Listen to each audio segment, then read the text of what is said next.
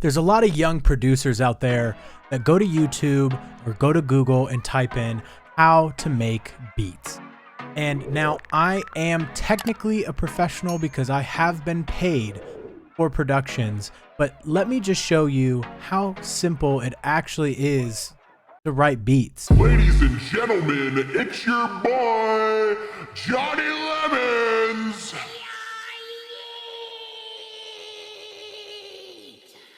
So I think the biggest thing that people are worried about is, do you understand music? Nowadays, to be honest, you don't really need to know it. You need to have some basic understanding of melodies, but because most people are making sample packs and there's websites like Lander and Splice, you can really just kind of pick the key you want to work in. And as long as you know how to work the DAW or the digital audio workstation, then you're pretty much good to go. So we'll cook up right now and I'm going to do something pretty basic. So I'll walk you through some of the easier things you can do to just kind of get your ideas out. Two things you can do: get sample packs, plenty of free ones out there. Also a lot of great ones you can pay for. Or if you want to go the subscription route, Splice also is great. Lander, I heard, is great now. They've got a full library. You can't really go wrong. But the idea is that if you're getting started, the best place to start is with samples. So let's take Splice, for example, and let's just cook something up out of this pack I just got called Lucid Dream. Literally just downloaded this right before recording. Let's find just a loop.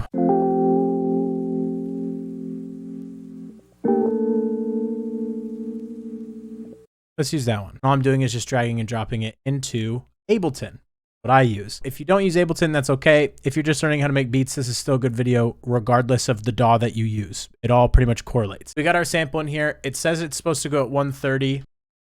Hey guys, so as I was editing, I realized that, well, there was no audio coming out of Ableton. So let's start again right now. So where we left off is I pulled the sample from Lucid Dream. It says it's at 130 BPM.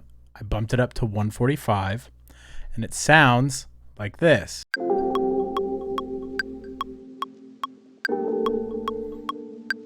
Way nicer, a little bit more of a bounce, which is what I'm a big fan of when it comes to percussions, etc. Want to make sure that you get a little bit of a head bob. Now, the thing with samples, and this is what's cool about building out your ideas, is you can kind of use the key that the sample's in to pull other samples to sort of match what you're trying to get at. So in the search bar over here, you can type in the key. So this is G minor, for example, and I've got all these samples right here. Now I pulled one that's called Piano Loop 6 here. And not every sample is going to match, and that's okay. But as I was going to say originally in the footage, this one turns out pretty well.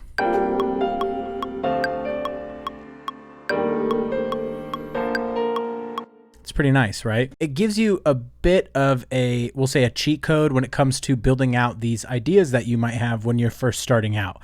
Now, obviously, as you get deeper into songwriting and production, etc., you're going to want to dive into more of like the synths like Omnisphere and Serum and learn how to build your own chord progressions, work out of different like MIDI packs, and learning how to sound design. People go down that route all the time.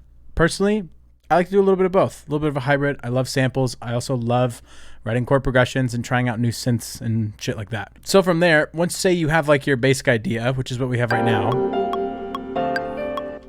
you got to pull some drums, right? And so this one's pretty simple. So Decap, who is a incredible producer, makes drums that knock 10. Absolutely the best sample pack to buy, period. His drums are insane. And so since we're in 145, I pulled this one. Pretty simple. So when you put them all together, you get a pretty nice vibe. And the whole point of me trying to explain how to make beats as a beginner is that this is it. If you really want to get down and learn, the first step is to just Try it out. Get a subscription with Splice or find a bunch of free sample packs online and just start to experiment. Understand though that the two things you always need to remember is what is the key of the sample that you are using and what is the BPM. From there, pretty self-explanatory. You can always watch more tutorials. And if you want more tutorials from me about things to work on or how to be better songwriters, etc., or even little nuances inside of Ableton, leave a comment down below and also just subscribe and like the video so I know that this is something that people give a shit about. So one last thing, a lot of people might give me some slack for explaining beats for beginners by using samples. And the way I see it is that creativity is kind of the key to all this. So as long as it is something that feels good to you, then go for it. If all you do is use samples and arrange them in a way that gives you a song, then there's your song, right? I'm not going to get into the technical shit. It's not really needed when you're starting out. Go and make stuff. I appreciate you for watching. Please subscribe. Please like. Please leave a comment. Let me know if you want more of these, like I said. And I'll see you in the next one.